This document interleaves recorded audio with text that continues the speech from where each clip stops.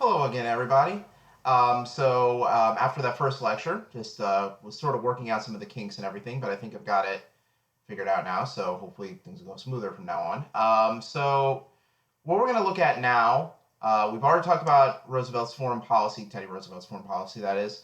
One last thing about his presidency before we move on to other aspects of the Progressive Era that I want to focus on is his work in conservation. Um, Theodore Roosevelt is probably the most environmentally active president that we've ever had.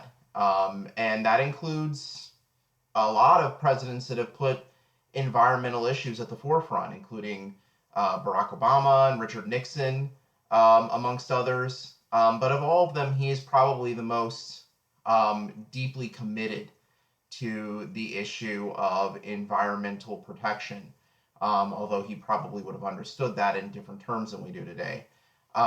Roosevelt was the first American president to spend a significant amount of time living in the West, west of the Mississippi River, that is, and specifically the first American president to spend a lot of time in the far West, in the Dakotas, Montana, those areas. During his time as a cattle rancher during the 1880s, Roosevelt developed a deep, lifelong love for nature and also for hunting. He was an avid hunter that stayed with him for the rest of his life, and which, like many other aspects of his development, plays a big role in shaping his presidency when it comes to these issues. Now, up until Theodore Roosevelt's presidency, there hadn't really been a concerted effort to preserve natural areas in the United States, largely because of the pressure by American industries, the lumber industry, various mining interests, what have you. There hadn't been much of an effort to conserve natural areas. But Roosevelt was deeply influenced by two kind of, I won't say competing, but two somewhat different viewpoints that had emerged in the early 20th century. The first is the movement for preservation, which is in the United States really pushed hard by Scottish immigrant John Muir of the Sierra Club, which basically sees preserving nature as a way for people to stay in touch with their kind of primitive humanity, if you will, in the face of modern urban life. And so for people like Muir, they want to preserve these areas of outstanding natural beauty, like California's Yosemite Valley, um, from development because they think that these are places that are essential to be preserved so that people can go to them, escape the city, get back to their essential kind of primal nature, if you will. That's one movement that's kind of developing during the Progressive Era, this movement for preservation's sake, of keeping these areas off limit from developments so that they can remain for posterity, for future generations to enjoy.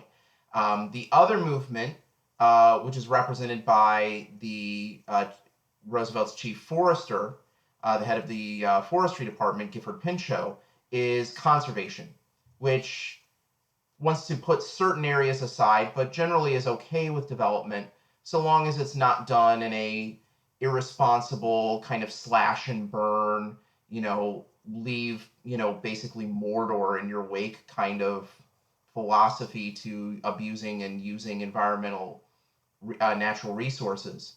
It basically calls for the measured, responsible, and regulated use of natural resources. And so Roosevelt's philosophy towards the environment during his presidency is kind of a hybrid of these two philosophies.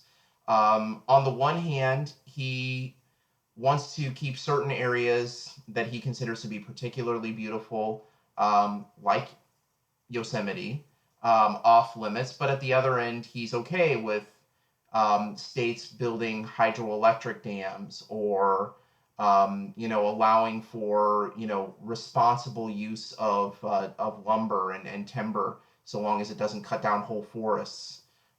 So he kind of combines those two elements together during his presidency. He does this principally through executive action. There's not a lot of support at this time in Congress in either party for conservation or preservation due to, again, the lingering entrenched interests of powerful businesses and the lobbyists that work for them. And so the principal means through which Roosevelt enacts his environmental agenda is through executive orders. And through executive orders and through manipulation of existing government regulations within the Department of the Interior, Roosevelt is able to expand the number of acres under federal development during his presidency from about 45 million acres to, by the end of his presidency, over 230 million acres.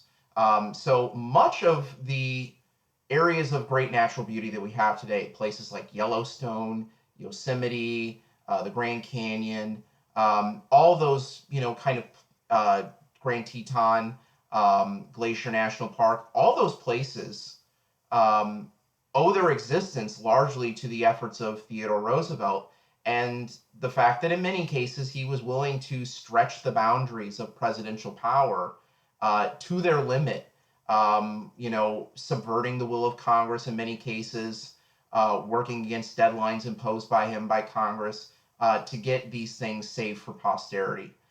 So that's, I think, one of the more interesting aspects of Roosevelt's presidency is his efforts in conservation.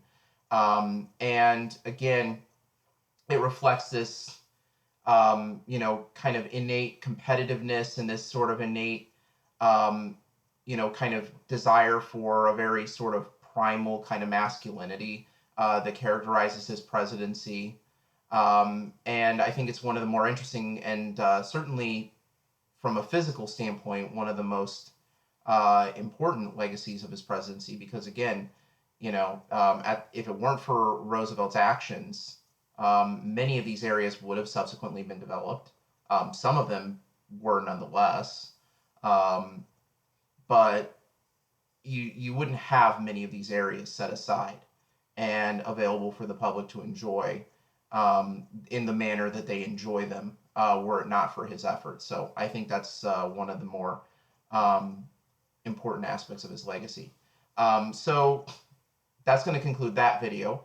In a few moments, I'm going to return by looking at the presidency of Roosevelt's successor, William Howard Taft, how he kind of found himself in an unfortunate position following in the wake of such a, kind of big personality like Roosevelt, and how that ends up bringing about a massive political realignment, and one of the most consequential elections in American history, the election of 1912. So that's where we're going to pick up within the next video.